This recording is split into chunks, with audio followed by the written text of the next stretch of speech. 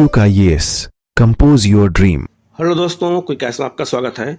Indian geography के अंतर्गत आज की जो वीडियो है इसमें हम भारतीय मृदा के बारे में देखेंगे कि भारत में मिट्टी के कौन कौन से प्रकार पाए जाते हैं, उनकी क्या विशेषता है, उनमें कौन कौन से तत्व पाए जाते हैं, वो मिट्टी कहाँ पाई जाती है और उनसे जुड़े हुए क्वेश्चन को भी हम इसमें देखेंगे कि क्वेश्चन कैसे एग्जाम में पूछे जाते हैं। बिल्कुल मैप के थ्रू इसको बताऊंगा, बिल्कुल अच्छे से देखिएगा। कहीं कोई डाउट हो तो आप कमेंट करके पूछ सकते हैं, उसका जवाब आपको दिया जाएगा। आप लोग चैनल को सब्सक्राइब कर लीजिएगा, बेल आइकन को प्रेस कर लीजिएगा, जिससे इस तरह क्लास आपको लगातार मिलती रहे। हम लोग शुरू करते हैं सीधे क्वेश्चन की ओर और उस लेसन की ओर। इंडियन ज्योग्राफी के अंतर्गत आज हम लोग भारतीय मिट्टी को देखेंगे कि भारतीय मिट्टी या भारतीय मृदा कितने प्रकार की पाई जाती है। तो आप लिस्ट में देख सकते हैं, ये इस मैप के माध्यम से मैंने बताया है। सबसे ऊपर आपका जो मिट्टी है जो हिमालय में पाई जाती है उसे हम कहते हैं पर्वतीय मिट्टी। नदियों द्वारा जो मिट्टी बनती है सबसे ज़्यादा पाई जाती है पूरे भारत में जलोढ़ मिट्टी। जहाँ सबसे अधिक वर्षा होती है वहाँ पर लेटराइट मिट्टी। काली मिट्टी पाई जाती है जहाँ पर लावा पठार था, कैसे बनी इसके बारे में बताना है। लाल और पीली मिट्टी, मरुस्थलीय मिट्टी, इसके अलावा और बहुत सारी मिट्टियाँ हैं, उनके बारे में हमें अच्छे से देखना है। और उन मिट्टी का निर्माण कैसे होता है, वो मिट्टी कैसे पाई जाती है, उनमें क्या पाया जाता है, इन सब के बारे में हमें अच्छे से देखना है। ठीक है, आगे बढ़ते हैं। लिखा है भारतीय कृषि अनुसंधान परिषद। तो अगर आपसे कभी पूछा जाए कि भारत की मिट्टी को किसने बांटा है, किसने उसका वर्गीकरण किया है, किसने क्लासिफिकेशन किया है, तो भारतीय कृषि अनुसंधान परिषद ने भारतीय मिट्टी को 8 वर्गों में बांटा है, जो बिल्कुल इम्पोर्टेंट है। एनसीईआरटी जो है, इसी एनसीईआरटी के माध्यम से इसको बताया गया है और एनसीईआरटी में भी यही लिखा हुआ था। अगर आपसे कभी पूछा जाए कि भारतीय मिट्टी को कितने भागों में बांटा गया है, तो 8 भागों में बांटा है। किसने बांटा है, तो भारतीय कृषि अनुसंधान परिषद नई दिल्ली द्वारा इसको बांटा गया है। कितनी मिट्टी है आप एक एक करके देख सकते हैं। पहली आपकी है जलोढ़ मिट्टी, ये जो है नदियों द्वारा निर्मित होती है, भारत में सबसे अधिक पाई जाती है। फिर है आपका ब्लैक सॉयल, काली मिट्टी, इसके कई नाम हैं, सबको हम चर्चा करेंगे। लाल पीली मिट्टी, लेटराइट मिट्टी, पर्वतीय मिट्टी, मरुस्थलीय मिट्टी, लवणीय और क्षारीय मिट्टी, पीट या जैविक मिट्टी। तो इतने प्रकार की मिट्टी कहाँ पाई जाती है, भारत में पाई जाती है। तो इसको हमें अच्छे से देखना है, कहाँ पाई जाती है, क्या इसकी विशेषता है, सबको हम 1 बाय 1 एक एक करके हम यहाँ पर देखेंगे। सबसे पहले बात करेंगे जलोढ़ मिट्टी को। तो जलोढ़ मिट्टी के कई नाम हैं, याद रखना। इसे चिकनी मिट्टी कहते हैं, इसे दोमट मिट्टी कहते हैं, इसे कछारी मिट्टी भी कहा जाता है। अगर कभी एग्जाम में आ जाए कि दोमट मिट्टी या फिर जो है कछारी मिट्टी या इसी को कहते हैं जो है कौन सी, चिकनी मिट्टी, तो इसके कई नाम हैं। कोई भी नाम दे करके आपको एग्जाम में कन्फ्यूज किया जा सकता है। जलोढ़ मिट्टी 2 प्रकार की पाई जाती है, एक खादर और एक बांगर। बांगर पुरानी जलोढ़ होती है और खादर नवीन जलोढ़ होती है। इसकी उत्पत्ति कैसे होती है पहले हम ये देखेंगे।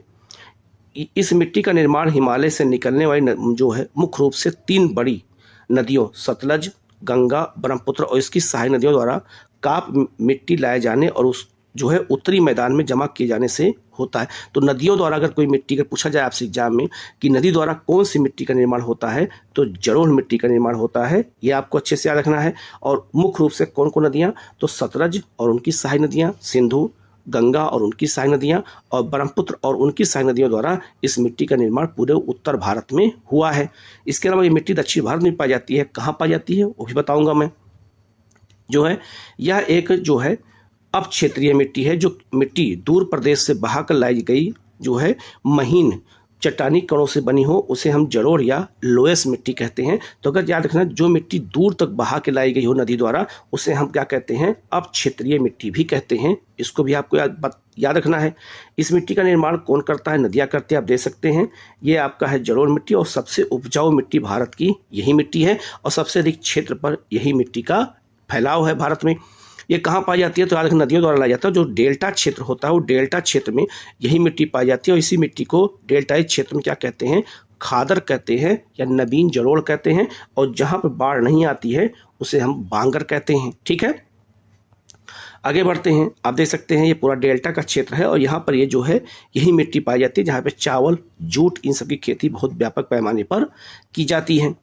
विशेषता क्या है इस मिट्टी की, अगर हम बात करते हैं तो हम चीज़ों को अलग अलग जो है पॉइंट द्वारा बताएंगे जिससे आपको जो है समझने में आसानी हो। तो उत्पत्ति कैसे हो ये बता दिया, अब मैं इसकी विशेषता बताऊंगा, फिर क्षेत्र बताऊंगा।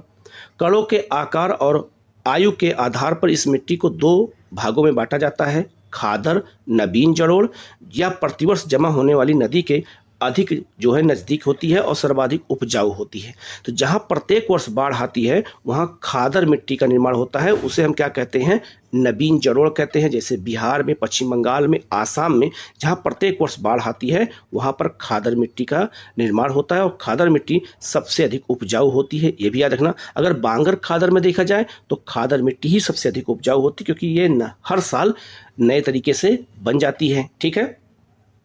इसके अलावा अगर बात करते हैं तो बांगर मिट्टी को प्राचीन जलोढ़ कहते हैं।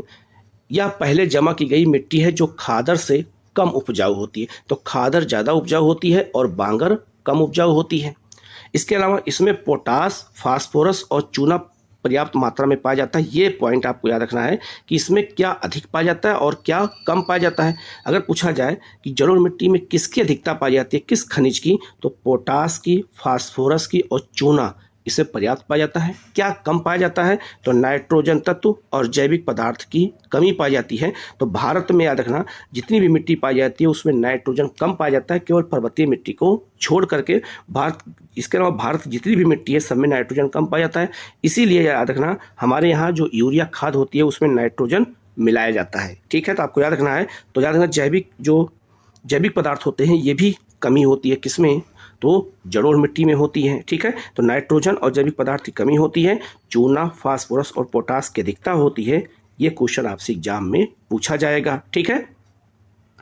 अब बात करते हैं क्षेत्रफल और इसका वितरण। ये मिट्टी कहाँ पाई जाती है, तो याद रखना, ये मिट्टी जो है पंजाब, हरियाणा, उत्तर प्रदेश से लेकर के पूरा बिहार और आपका पश्चिम बंगाल तक, झारखंड तक ये मिट्टी पाई जाती है।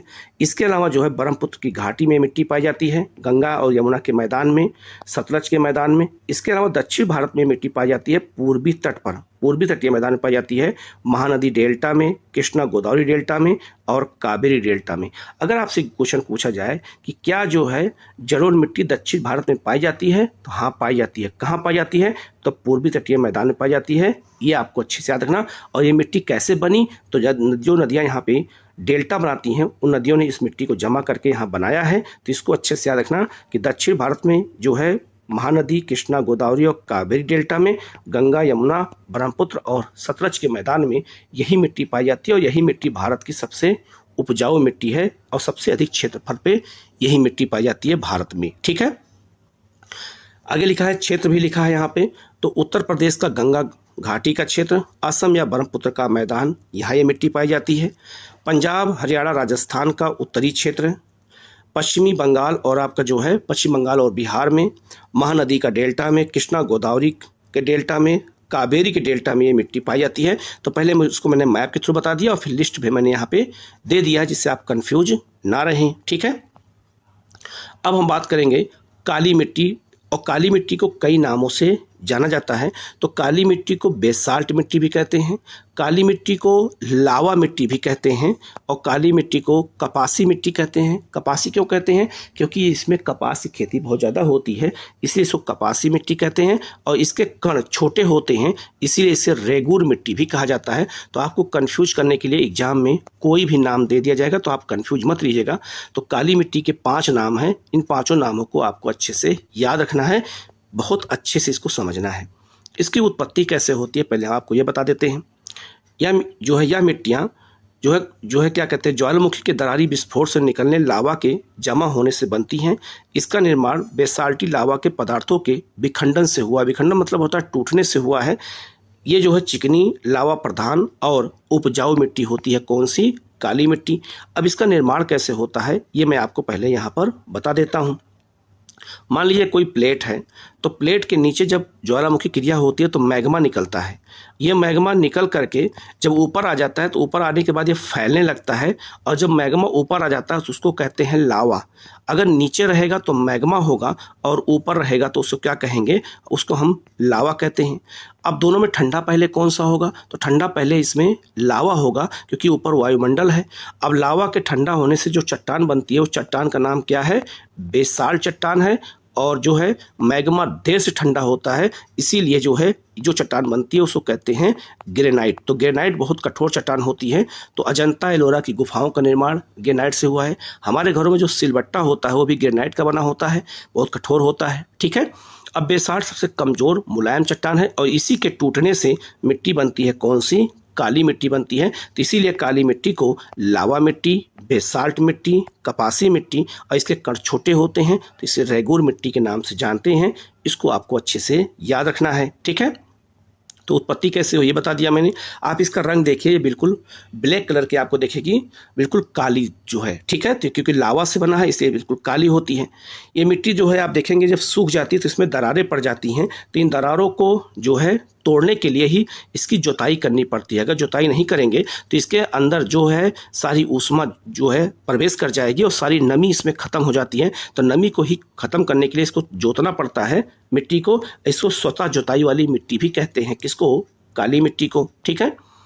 आगे लिखा है इसका रंग गहरा काला और कणों की बनावट घनी और महीन होती है। इसकी जल धारण क्षमता अधिक होती है। अगर आपसे कभी पूछा जाए कि किस मिट्टी में जल धारण क्षमता सबसे अधिक पाई जाती है तो काली मिट्टी में पाई जाती है। क्वेश्चन आपको ये पूछा जाएगा। चिकनी होने के कारण जल के सूख जाने से जो है इसमें दरारें पड़ जाती है। अगर ये मिट्टी सूख जाती है तो दरार पड़ जाती है, जैसे अभी आपने ऊपर देखा। अगर ये गीली हो जाती है तो बहुत चिपचिपी हो जाती है और अगर हाथ में या पैर में लग जाती है तो जल्दी ये मिट्टी छूटती नहीं है। काली मिट्टी की बहुत बड़ी विशेषता है।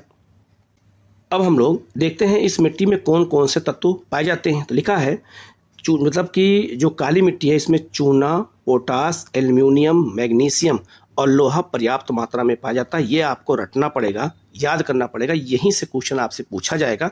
तो इसमें चूना, पोटास, एल्युमिनियम, मैग्नीशियम और लोहा पर्याप्त मात्रा में पाया जाता है।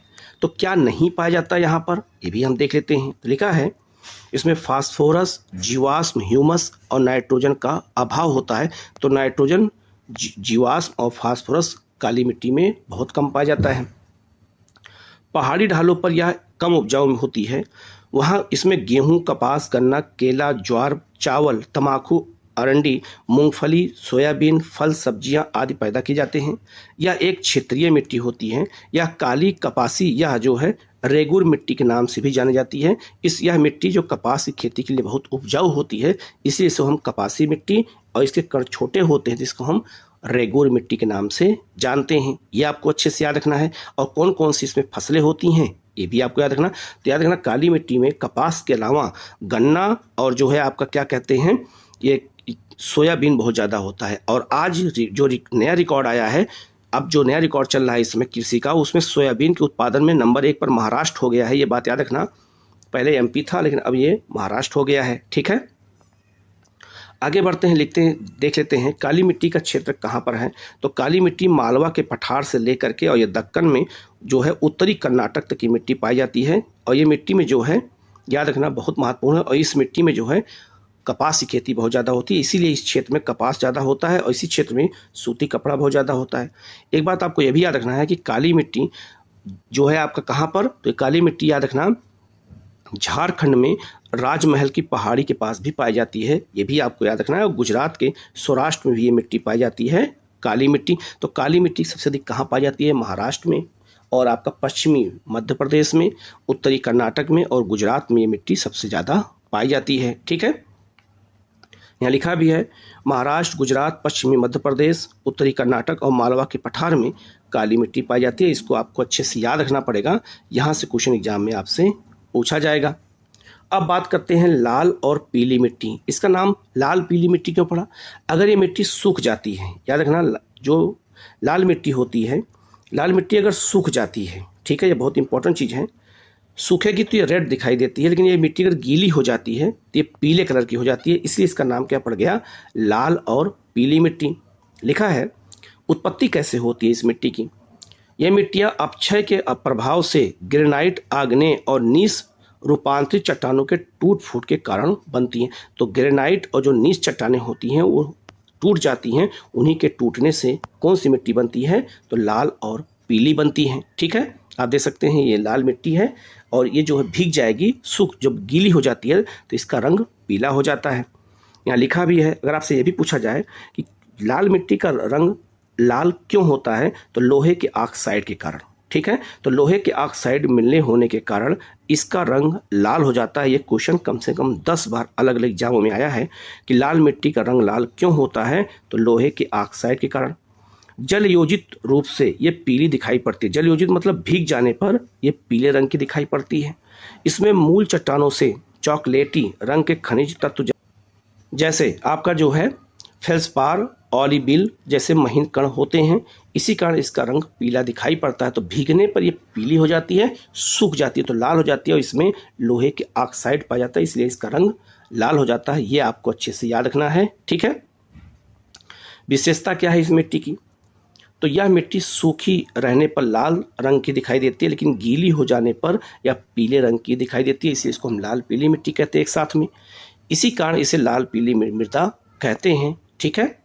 इस मिट्टी में लोहा, एल्यूमिनियम, चूना पत्थर प्रचुर मात्रा में पाया जाता है। आपको ये याद रखना है कि लाल मिट्टी में किसकी मात्रा सबसे अधिक होती है? तो लोहा, एल्यूमिनियम और चूना पत्थर की। क्या कम पाया जाता है? नाइट्रोजन, फास्फोरस और ह्यूमस के अंश कम होते हैं। यह अत्यंत बारीक और गहरी होने की पर ही उपजाऊ मिट्टी होती है, तो नाइट्रोजन इसमें भी कम पाया जाता है, ठीक है। फास्फोरस भी कम पाया जाता है और ह्यूमस इसमें कम पाया जाता है। ये आपको अच्छे से याद रखना है। यहाँ से क्वेश्चन एग्जाम में आता है तो गलत नहीं होना चाहिए, इसको बहुत अच्छे से देखने की ज़रूरत है।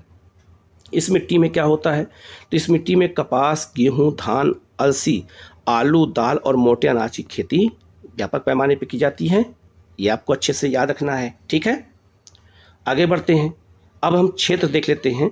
तो अगर हम इसके क्षेत्र को देखें तो लाल पीली मिट्टी कहाँ कहाँ पाई जाती है? तो ये मिट्टी जो है भारत के प्रायद्वीपीय भाग में, मध्य प्रदेश में, दक्षिणी उत्तर प्रदेश में जो आपका बुंदेलखंड का क्षेत्र है, छोटानागपुर के पठार में, आंध्र प्रदेश, झारखंड, छत्तीसगढ़, तमिलनाडु जैसे राज्यों में कौन सी मिट्टी पाई जाती है? तो लाल और पीली मिट्टी पाई जाती है, ठीक है।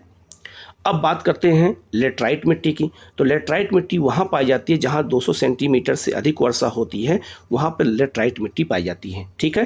कैसे पाई जाती है, इसकी उत्पत्ति कैसे होती है, पहले हम जान लेते हैं, ठीक है। लिखा है इन मिट्टियों का निर्माण शुष्क और नम कर्मिक मौसम वाले क्षेत्रों में होता है, जहाँ वर्षा 200 सेंटीमीटर वार्षिक से अधिक होती है। तो विश्व में या भारत में जहाँ सबसे अधिक वर्षा होगी वहाँ पे लेटराइट मिट्टी पाई जाएगी। क्यों पाई जाएगी ये भी बता देता हूँ, तब हम इसको पढ़ के समझाते हैं। अगर मान लो ये मिट्टी का क्षेत्र है, अगर यहाँ अधिक वर्षा होगी तो मिट्टी अगर अधिक वर्षा होगी, मूसलाधार वर्षा होगी, तो मिट्टी का ऊपरी कण जो है उपजाऊ मिट्टी बह जाएगी और कंकड़ पत्थर बच जाएगा। उसी को हम लेटराइट मिट्टी कहते हैं। आप देख सकते हैं ये कंकड़ पत्थर यहाँ पर बच गया है, आप देख सकते हैं। आगे लिखा है ये मिट्टियाँ चट्टानों की टूट फूट और रासायनिक क्रिया से बनती हैं। अधिक वर्षा के कारण लेटराइट चट्टानों का क्या हो जाता है? अपक्षालन हो जाता है। अपक्षालन मतलब क्या हो गया? टूट जाना, जिसके फलस्वरूप बालू और चूने के अंश रिस कर नीचे चले जाते हैं और मृदा के रूप में लोहा और एल्यूमिनियम के यौगिक बच जाते हैं। तो लोहा और एल्यूमिनियम के छोटे छोटे कण हैं, यही बच जाते हैं। इसी को हम कहते हैं लेटराइट मिट्टी। आपसे कभी पूछा जाए कि लेटराइट मिट्टी कहाँ पाई जाती है, तो जहाँ सबसे अधिक वर्षा होती है भारत में, वहीं ये मिट्टी पाई जाती है, ठीक है।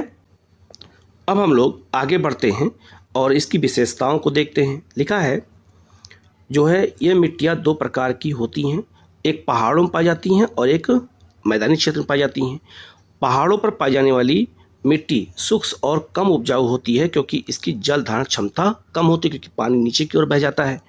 निम्न भूमियों पर पाई जाने वाली मिट्टी जो है के साथ नम जो और चिकनी और दोमट मिट्टी भी मिलती है, जिससे इसकी जल धारण क्षमता बढ़ जाती है, क्योंकि यहाँ पे और मिट्टी मिल जाती है और यह अपेक्षाकृत अधिक उपजाऊ मिट्टी होती है। तो लेटराइट मिट्टी की विशेषता हो गई। इस मिट्टी में क्या पाया जाता है? तो लिखा है इस मिट्टी में चूना, नाइट्रोजन और पोटास की कमी होती है। ह्यूमस भी नहीं पाया जाता है। चूने की कमी के कारण यह मृदा अम्लीय प्रकृति की होती है और अम्लीय जो है मृदा होने के कारण इसमें चाय की खेती अधिक होती है। तो अगर पूछा जाए कि चाय की खेती किस मिट्टी में अधिक होती है, तो अम्लीय मिट्टी में अधिक होती है, जहाँ पहाड़ी क्षेत्रों में, इसलिए चाय की खेती वहाँ पर की जाती है। ये भी क्वेश्चन आया है एग्जाम में। आगे आया है, लिखा है इसमें एल्यूमिनियम और लोहे की प्रधानता पाई जाती है, क्योंकि लोहे के कण और एल्यूमिनियम कण उसमें पाए जाते हैं। यह मृदा अपक्षालन प्रक्रिया द्वारा भी प्रभावित रहती है, फलस्वरूप इसमें चूने का अंश छनकर के बह जाता है। तो अधिक जब वर्षा होगी तो मिट्टी ऊपरी कट के बह जाती है, उसी कहते हैं अपक्षालन कहते हैं, इसको हम लीचिंग कहते हैं, ठीक है। आगे लिखा है यह मृदा जो है, इस मृदा पर कर्नाटक और महाराष्ट्र में काजू, तमिलनाडु की पश्चिमी घाट की पहाड़ियों पर चाय, केरल और जो है दक्षिणी कर्नाटक के जो है घाट पर कहवा मतलब कॉफ़ी की खेती अधिक होती है। तो यहाँ पे कौन कौन सी खेती कहाँ होती है ये मैंने बता दिया लेटराइट मिट्टी में। इस मृदा पर मुख्य रूप से मूंगफली, काजू, रबड़, कॉफ़ी, चाय और मसाले की खेती की जाती है। ठीक है, किस मिट्टी में? तो लेटराइट मिट्टी में। ये आपको अच्छे से याद रखना है। ठीक है, क्षेत्र देख लेते हैं, इसका क्षेत्र कहाँ पर है। तो लिखा है जो है यह मिट्टी मुख्य रूप से पश्चिमी और पूर्वी घाट की राजमहल की पहाड़ियाँ, केरल, कर्नाटक, उड़ीसा के पठारी क्षेत्र, मेघालय के पठार और उत्तर पूर्वी राज्य में ये मिट्टी पाई जाती है। कौन सी? तो लेटराइट मिट्टी कहाँ पाई जाती है भारत में? तो पश्चिमी जो है याद रखना, जो ये आपका ये वाला क्षेत्र है पश्चिमी घाट का, तो पश्चिमी घाट का जो ये मैदान है यहाँ ये मिट्टी पाई जाती है, क्योंकि यहाँ 200 सेंटीमीटर से अधिक वर्षा होती है। और नॉर्थ ईस्ट में भी यही मिट्टी पाई जाती है, लेटराइट मिट्टी। इसके अलावा अंडमान निकोबार और लक्षद्वीप में भी यही मिट्टी पाई जाती है, क्योंकि यहाँ पर 200 सेंटीमीटर से अधिक वर्षा होती है। तो जहाँ सबसे अधिक वर्षा होती है वहीं पर लेटराइट मिट्टी पाई जाती है। अब हम बात करेंगे पर्वतीय मिट्टी। तो पर्वतीय मिट्टी कहाँ पाई जाती है इसको देख लेते हैं। तो पर्वतीय मिट्टी हिमालय जहाँ पर है, हिमालय क्षेत्र में ये मिट्टी पाई जाती है। इसके अलावा दक्षिण भारत में जहाँ जो है बड़ी बड़ी जो ऊंची ऊंची पहाड़ियाँ हैं, अन्नामलाई, नीलगिरी, वहाँ भी ये मिट्टी पाई जाती है। लिखा है ये मिट्टियाँ जो है पतली, दलदली और जो है रंध्रयुक्त होती हैं। पहाड़ी ढालों की तलहटी में छिद्रमय, बलुई और कम उपजाऊ टर्सरी मृदा पाई जाती है। तो जो है पर्वतीय मिट्टी टर्सरी मृदा भी कहलाती है। इस मृदा में अच्छी किस्म की चाय, चावल और फल पैदा होता है। पश्चिमी हिमालय के ढालों पर सामान्यतः उपजाऊ मिट्टी को जो है यहाँ पे पाई जाती है। कौन सी? तो याद रखना पर्वतीय मिट्टी। मध्य हिमालय के क्षेत्र में पाई जाने वाली मिट्टी में वनस्पति के अंशों की अधिकता के कारण यह मिट्टी उपजाऊ हो जाती है, क्योंकि उसमें पेड़ पौधों की पत्तियाँ मिल जाती हैं। इसमें ह्यूमस, पोटास, फास्फोरस और चूने की कमी पाई जाती है, ये बात याद रखना। तो पर्वतीय मिट्टी में चूना, फास्फोरस, पोटास और ह्यूमस की कमी पाई जाती है। ठीक है, लेकिन अगर आगे बढ़ते हैं तो इसमें नाइट्रोजन ज़्यादा पाया जाता है, ये बात याद रखना। यही एकमात्र मिट्टी है जिसमें नाइट्रोजन सबसे ज़्यादा पाया जाता है। आगे लिखा है यह मृदा अपरदन की समस्या से भी प्रभावित है। तो मृदा अपरदन यहाँ बहुत ज़्यादा होता है। मिट्टी कटाव बहुत ज़्यादा होने से पर्वतीय क्षेत्रों में जो है बहुत ज़्यादा ये मिट्टी नुकसान इसका होता है। तो मृदा अपरदन यहाँ की सबसे बड़ी समस्या है इस मिट्टी की। अब बात करते हैं लवणीय और क्षारीय मिट्टी।